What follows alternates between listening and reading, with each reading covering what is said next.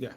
Hello, my name is Teresita Blanco, the Artsy Sister, and today for the Artsy Sister Talks show, I wanted to discuss the differences between the Andrew Lloyd Webber's Phantom of the Opera movie version and the one that you see in the book. Because most people they like it's kind of sad when I tell folks to like read the Phantom of the Opera and then they be like oh, but I don't read, or I'm already familiar with the character because I saw him in the movie, but like the book version is it's like completely different from like the movie rendition.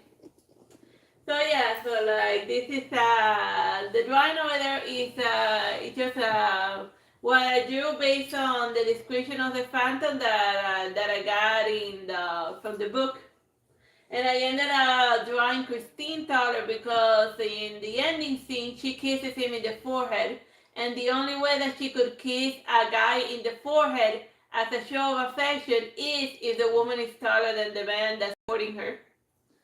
And they were both standing in that thing. It's not like he kneeled down to be kissed like if he was the Queen of England. Yeah, he like they were both standing there. Before she said he's at least this tall. So the movie version of the Phantom of the Opera, he should have been played by Tom Cruise at least to have the height be the same because Tom Cruise is a short guy. So yeah. So if they wanted to be book accurate, the Phantom should have been played by a shorter guy. And also by a more skinnier guy, cause in the book version they got the age different more or less around the same. The Phantom had been roaming around more, was way older than Christine when he started courting her. Another thing another bit different between the well, not just the Phantom but also Christine. In the book version she's blonde and blue eyes like one of those Scandinavian maidens. And she was also chubby. Yes. Well, everyone was all of the pretty women were chubby by then because that was the fashion. Think Rue, Peter Paul, Rue, and Rubenet. That's what was considered pretty back then. So the Christine needs to put on a few pounds to be more book accurate and dye her hair and put on eye contact. But yeah, but like in the she also had like a little well, she wasn't friends with the bad. The other thing that's very different in the book and in the movie is Madame Geary. You know that little helper that the Phantom has. Well, first of all, she was more of a hag in the book. But in the movie, they just made her old pretty.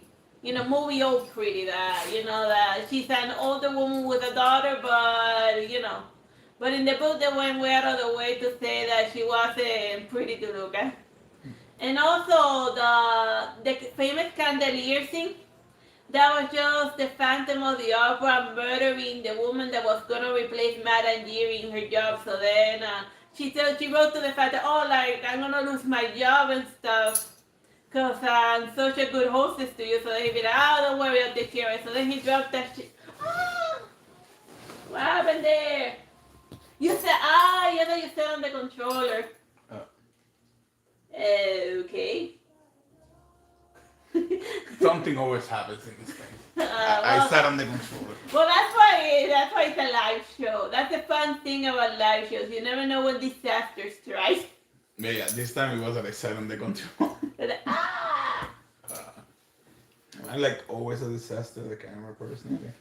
Not all, not always, but when you sit on stuff. Yeah. Okay. Oh yeah, the Phantom. Like in the book, he doesn't have like just like he doesn't like in the movie. They just like messed up half of his face so that you still would because so that the audience would still wanna like find him sympathetic because I guess the movie people saying that if he's not kind of nice to look at, you won't consider him a sympathetic main character. But if I learned anything from Before Vendetta is that when you have a great voice, you can have the character masked throughout the entire movie and still make him a compelling character. So The half a mask thing is A like cop out from Andrew Lloyd Webber. yeah, and anyone who does like the half a mask, you're copying out, man.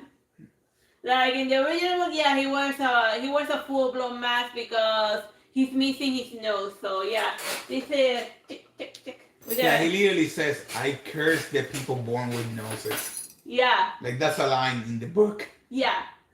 Oh yeah, all of the books and all of the versions that they have in common is the 20,000 francs. He always asks for that ridiculous amount of money. But in the book they tell you what he wanted that money for, because in the movie it just seems like he's just being a petty jerk that wants like to use that money to buy nice things for his girlfriend or whatever. No, he wanted dynamite. Yeah, he was buying every day with a 20,000 francs dynamite. And if Christine didn't agree to it, and if things didn't go his way with Christine, he was gonna like detonate the dynamite and then like blow the theater in like half of Paris along with it because of how much dynamite he had amassed throughout all of the years, just buying them 20,000 francs worth of dynamite at a time. Like he wasn't using it to eat or to whatever, because he ate like rats and stuff. Well, yeah, well, he said that whenever he would work on his Don Juan Triumphant, he would like forget to eat and stuff, you know? Yeah. He would get into one of those work trances. Mm-hmm. So, yeah. But yeah, he was buying dynamite. That's what the 20,000 francs were for. Yeah. A lot of dynamite. Yeah, dynamite. And, also in the book, he never does a face-to-face confrontation like how they did in the movie, where with the whole choking thing. Like he never, like they mentioned that he hanged some guy, but in the book they never actually show him hanging. He just seen a mention about it in the flashback and whatnot. Like I think that by the time the book starts, he's relying more on his contractions because he's older, so he doesn't have like the physical energy to go full blown on that. Yeah, he makes a bunch of wild coyote traps all over there. Yeah, like the most famous being the siren, which is never explained how it works. Yeah. Like it said that you hear something singing in the water, and then something jumps out and drowns you. Well, like, does he have a bunch of people like singing in the water? Does he pay them with the 20,000 francs and just?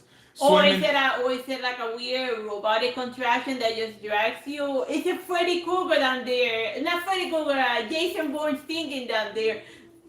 Somebody explained to me the sirens. Yeah, the sirens. Because the way that I understood it was that there were people swimming in the lake constantly with like a straw, and then he got near and they grabbed them. So are they like zombies, or are they people that he paid to with 20,000 francs to just randomly swim on the water and just wait for people to come out? Yeah, also like the underground area of like the Paris Theater was like full of random people. Like he had an army down there. It wasn't just him. Yeah. So does he pay those people with the 20,000 francs too? Maybe the guys that hold all the candelier. Yeah. Here, 20 francs. I want you to hold this candelier. Well, because I'm trying to impress a chick. I'm like, don't worry. We totally get it. I don't care. Yeah, we'll hold the candle. Yeah. We'll hold a candle. Like, we'll literally hold a candle to your hot girl. It's like, that's what it is for you to get late. Yeah, we'll hold a candle here. Oh yeah, it's recording, right? Yeah, it's recording. Yeah, so yeah. Holding a can. Oh yeah, like he had a whole army down there. Like also the masquerade scene wasn't like the big climax. Like in the movies they always do the masquerade scene close to the end to do like the big showpiece stopper. But in the book the masquerade scene happens in a very, very early chapters. Mm-hmm. Like, it was just Christine that said that she wanted to talk to Raul because she like up and disappeared with like the phantom, and then Raul was worried about her. So then the masquerading was the way that she found in order to come in contact with him. Oh yeah, and they had like one scene where it's like, don't worry about that guy, don't worry about that guy kind of scene where it's like, oh, that's just Eric. Oh, the Phantom? No, his name is Eric. Oh, yeah. The biggest difference is that in the book he has a name, Eric. Eric. So that's his name in the book. But it's not really his birth name because he said that that's just a name that he ended up acquiring and then he just sort of stuck to it. But like she's like, yeah, don't worry about that guy that's talking. His name is Eric. No, don't worry. It's not like a big deal. Like when she's like talking in the roofing does is the same all across, but the circumstances that lead to the roof scene where Christina and Raul are like saying that they're going to elope together, and the Phantom Easter. That's the same in all of the shows, but the circumstances that lead to it usually different. Yeah. Yeah, but then she tells her, oh, but she tells her, oh, it's no big deal. It's like he spends most of his time growling at me, and there's nobody that you need to be concerned about. And I feel that part of the reason why she didn't feel intimidated by him was because He's small, he's tiny. he's tiny, and That she can easily beat him up. yeah, the crazy Scandinavian shit. Talking about corringas and stuff. Oh yeah, the violin thing is also in the book where she put both the violin. The guy, the Phantom, he like digs up Christine's father and takes the violin from the stick and then he plays it for her. Yeah. And she finds that romantic too, by the way. She totally digs. Like in the book, she digs that she's sitting on her father's grave while doing that. I always found that weird. Yeah, but as shown by the way that she was raised, she was like out of her freaking mind. Oh yeah, She grew up listening to a bunch of weird fairy tales, and then she met a Raul when he was vacationing in the area. Also, Raul had an older brother in the book, but they sort of just who was the real Viscount or whatever. I forgot what's his name. The Viscount de Gaillet. His brother was the Viscount, and then the other guy was, and then Raul was just the baby brother that wasn't going to inherit anything. The one that had to go to the army to make money. Mm. And then he was telling him like, no, you're not marrying you're not marrying this Christine. She's just a random musician. And in those days, being a random musician was just a step above being like a courtesan or like a street person. It's a step above being common as commoners. So then he'd be like, you're not marrying an entertainer. You're not marrying an entertainer, a poor entertainer that's just gonna quit her job as soon as you marry her to like give birth to your kids, cause that's what women did back then. The Angel of Music was in both, right? Yeah. He also calls himself the Angel of Music several times. Yeah, well, they said, oh, that's just Eric. He's out of his mind. I control him. I control him. He does absolutely everything I say. It is so romantic. Are you gonna do everything I say, Raul? Oh yeah. Something else. Raul had a mustache. Yeah, a very fat mustache. Like it feels like all of the characters are being de-mustached in movie. Like, what's this guy's name? Dracula also had a mustache, a very thick mustache. Yeah. I've only seen Dracula with mustache in Hellsing Ultimate. Oh yeah, but only careful because like your leg is gonna like sit on the controller again, and then it's gonna switch to whatever. So yeah, mascara. Oh yeah, so yeah, we got like the high. In all of them, he dressed up like the Red Death, but like the Christine costume. She also wore a mask in the masquerade, so. A little domino mask. So then I Googled what the hell was a domino mask, and then it's like just one of those little masks like this that just covers the upper half of your face. So yeah, so then she in a masquerade. Why weren't they wearing masks? It's in the name.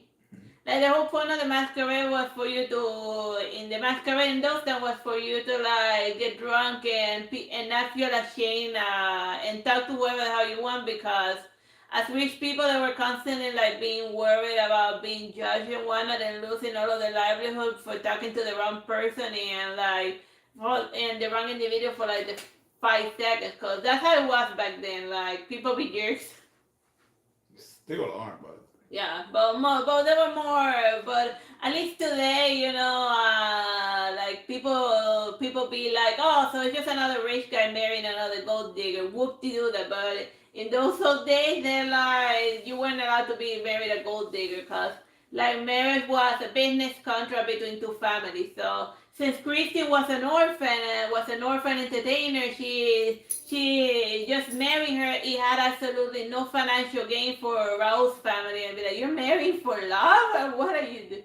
So yeah, if Raul is able to marry Christine, in thanks in part to the Phantom of the Opera, because in the book the Phantom of the Opera siren, whatever the hell it drowned Raul's brother, who went down into the catacombs searching for his brother, who went down into the Phantom of the Opera territory searching for his brother that like went missing after the chick went missing, and then he got drowned. So yeah, something drowned him. We have no idea what it is. The book doesn't go into details, but yeah. Oh yeah, like another thing that doesn't use. Oh yeah, aside from the dynamite, the other thing that I never seen in, like I also saw the play version. Like the biggest difference between the play version and the movie version is just one extra scene where the Phantom where they're rehearsing the Don Juan Triumphant, and then they're making fun of it, of the play, and then the piano starts playing by itself, and then they start singing it, and that's the only difference between the movie version and the play version that I saw.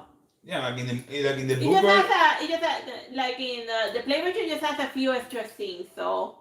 No, but also in the book version, he's quasi magical. Like he does a few things that are just weird. Yeah. Well, there's also the ventriloquist. Oh yeah.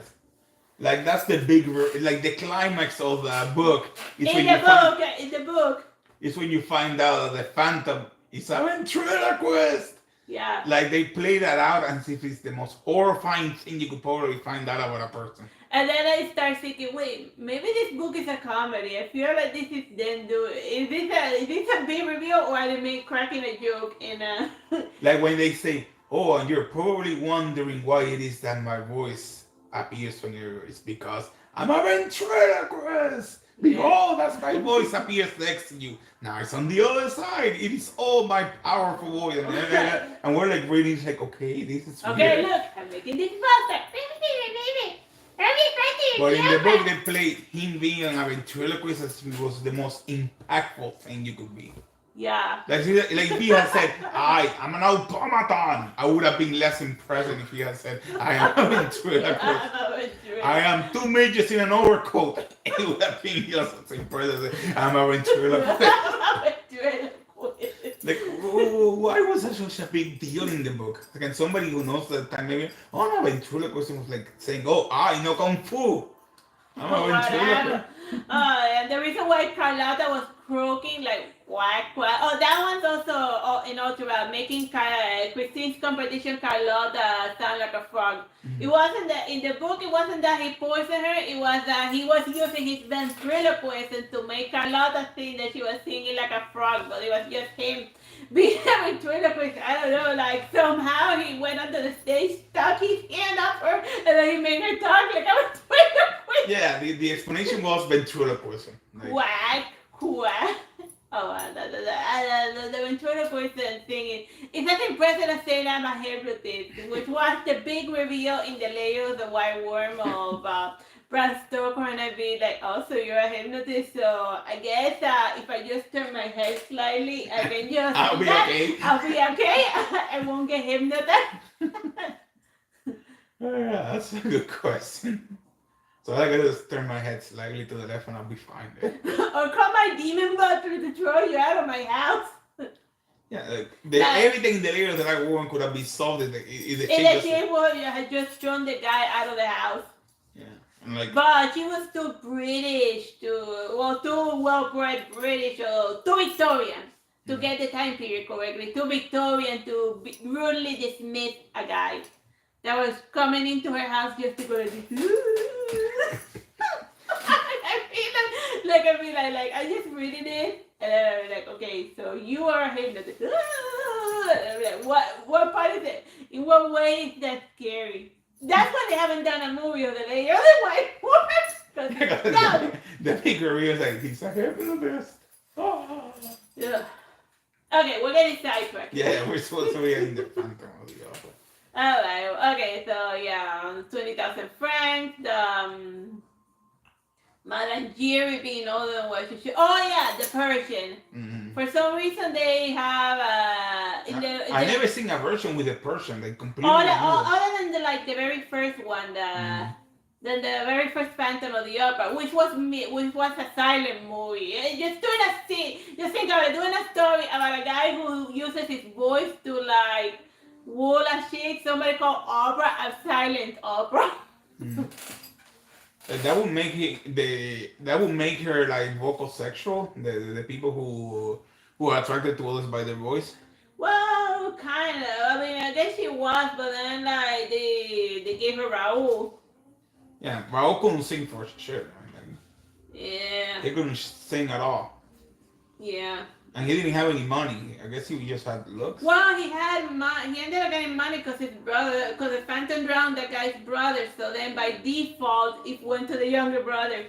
Yeah, like, you should be thanking the Phantom for that one. Yeah, like, yeah, they made like, oh, what happened to your brother that your son only inherited and everything? Oh, the Phantom drowned him. Yeah, he was the Phantom. And then the Phantom was like, whoops, he should have been careful with the siren. They put a sign there. Beware of the siren. We don't know what it is, but he will drown you. What siren? Like, he had the Loch Ness Monster underneath his cave or what? Like, yeah. Beware of the siren.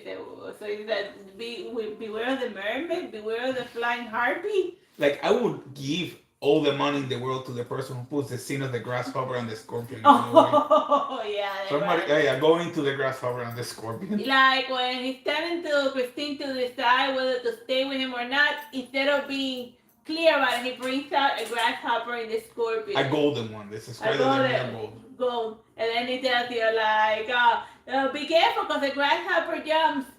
And then he'd be like, but then he said, no, wait, it's the scorpion the one who jumps. So in that scene, the Phantom have forgotten which of the two devices causes the whole thing to explode. Yeah. so Christine in the end had a 50-50 chance of blowing them all to smithereens. It's like if you pick the wrong one, you blow up and the entire parents. If you pick the other one, you gotta marry me by phantom laws because like.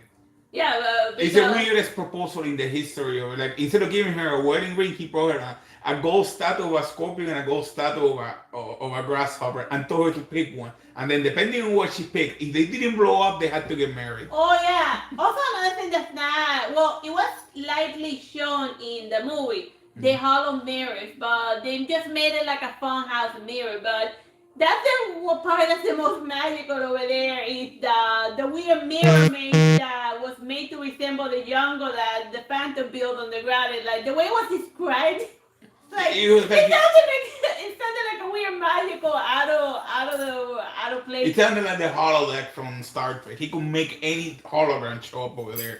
Yeah, and then they were wandering around the jungle, but then they would always end up in a tree that had a noose. So then the jungle area, because so I guess of they the had mirror, like a treadmill underneath that made them walk, but they couldn't tell that they're walking.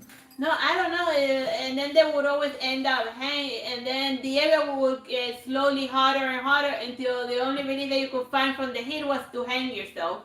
So that was the torture that he was doing to the Persian and the other guy until they eventually found the trapdoor to move to the other area. We were slightly to the left of the tree. Like, yeah, which was near the hanging noose tree. That they just had to find the little pivot in order to open the trapdoor. So yeah, you throw them in there, but you also put a trapdoor so they can easily get out. Like. Well, he has to install it and he has to get out. Yeah. Yeah, like you're not gonna make an inescapable trap that you can't get out of yourself. It's dumb. Like. You know, you'd be like, oh my God, I didn't make a door. How do I get out of here? Ah, Christine, open the freaking door. I'm trapped. I trapped in my own traps. Oh yeah, the grasshopper and the scorpion is weird. Like the weirdest wedding proposal in the history of proposal. You pick right, you get to marry me. But if you pick wrong, we all blow up. I forgot which switch is which. I forgot which switch was which. The good one was actually the scorpion. Or was it the grasshopper? I don't remember right now. Yeah. Which was the one that blows up Paris? Was it the grasshopper or the scorpion? Like you feel like the Phantom have forgotten too. Yeah. Or is that right? Because it kept switching. Mm-hmm. And also, they weren't connected to anything. How did the grasshopper and the scorpion work? Like the seashells in the. Yeah, It's weird. yeah. It's probably like they probably work like the seashells Mhm. and seashores by the seashore. So yeah, and the other thing that is different in the book is the Rosy Days of Masandering. Like after They mentioned his backstory, but I guess for them to avoid the Phantom's additional backstory, they just got rid of the Persian. yeah, except in the first one where he was in. Yeah, where he shows up in order to help Raul find the Phantom. But in the first one, they also got rid of Raul's brother, or they fused him into one character. Yeah, it feels like they always fuse it into one character. Cause it simplifies the story. To not have a subplot where Raul can marry the chick. Like it seems better to have do a simple love triangle than to have one other person in the triangle not being able to marry her because the brother doesn't let him. Cause he'll disown him if he marries Christine. Yeah, it feels a little soap opera-ish. Yeah. So yeah, Raul wasn't like a skinny wimpy guy. He went to the Navy. He was a Navy officer when he Now he popped can up. beat the He can beat bleep out. out of the That's why Phantom. they didn't do a head-to-head confrontation with the Phantom because Raul went to the Navy.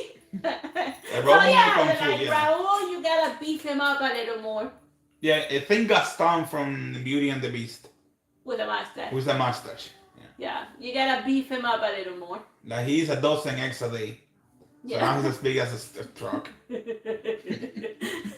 But I just feel like, because he said that he was a lower level Navy cadet, not like a general. So obviously he's like mopping the floor and doing all of the lower tier, rigging the sails. So he's doing a lot of exercise work. Yeah. Because he's a lower level cadet. Who joined the army because he didn't have a penny to his name. Yeah, because his brother being a jerk. And I think that he also was engaged, but like he completely forgot about it. Yeah, they mentioned it lightly at the beginning that his brother was finding a girlfriend for him when he heard about Christine. Yeah. Well, he told him to have his fun and then go marry the chick that he bought for him. Yeah. So you want to go into like the Cuban version? Oh yeah. Like the last thing, I think I already mentioned. Like the last one that I wanted to mention is the Cuban. Like I couldn't find an actual photo of the Cuban version, but it's basically this version, but literally everything is colorized.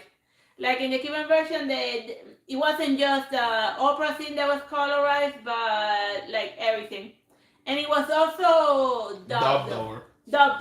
In the like when I saw the real version in the US, I'd be like, well, what's with this weird text? Why isn't he singing? Why aren't they talking? Because the Cuban version, they actually made him sing. Yeah, and they did like weird re-editing to make it look like he's singing, and they had like, and when he falls on the water, on the trap, they have like this scene where they actually play it out with like, and he describes the trap to people. Yeah. And he goes, "You shall now feel the power of the jungle on fire." Yeah. Oh wait, they did the. No, you remember, right? Yeah. They did the jungle one instead of the water one. Yeah. Oh yeah, so they actually do have a different piece, a different clip version than the one that the Americans have. Yeah. No, it's just like people forget that like Cuba used to be like a rich country and they had television like before anyone. Yeah. So obviously the version that was used to be roaming around when we saw it in like when we were small and whatnot, had extra scenes.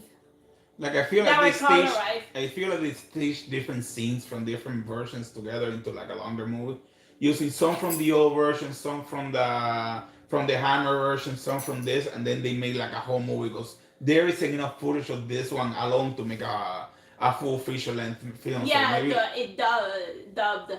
And it's also dubbed, or so you know how they did Yatu, so they took like 36 episodes of an old anime, and then they turned it into like a feature length film using pieces from each. Yeah, they also did that to the Phantom of the Opera. And then the parts that were in color, they would They just colorize everything.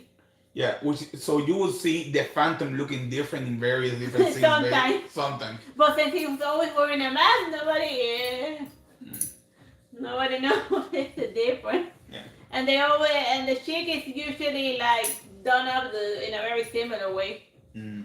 Like I don't know, because of the black and white version, now Christine is canonically has black hair, and dark eyes, even though in the book she's blonde. Yeah, and she looks blonde over there actually, just the shadows. Yeah, kinda. I don't know. But yeah. See how he tries to do the nose in a way that it doesn't look like he has a nose. Yeah, the modern rendition of the Phantoms have a little something extra that they I gotta just like. do Voldemort here. Yeah, Voldemort. Voldemort looks a lot like how the Phantom should be because he was also bald. Mm. So actually, like in TV, the character that looks the most like the Phantom is actually Voldemort, or should I say Eric? Yeah. Also, give him his name back. Yeah. His name is Eric. All right.